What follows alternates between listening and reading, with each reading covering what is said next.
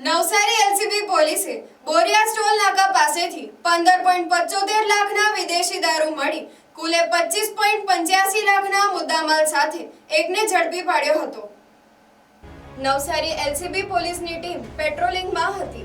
એ સમયે તેમને મળેલ બાતમીના આધારે નેશનલ હાઈવે નંબર 48 પર બોરિયા સ્ટોલ નાકા પાસે મુંબઈથી અમદાવાદ જતા ટ્રેક સર્વિસ રોડ ઉપર એક આઈસર ટેમ્પો નંબર MH08AP 3216 ને રોકી તેમાં તપાસ કરતા તેમાંથી 100 પુઠાના બોક્સમાં ભારતીય બનાવટની વિદેશી દારૂની વિસ્કી તેમજ વોડકાની નાની મોટી બોટલ કુલ 3180 નંગ બોટલો જેની કિંમત 15,75,600 રૂપિયા મળી આવી હતી।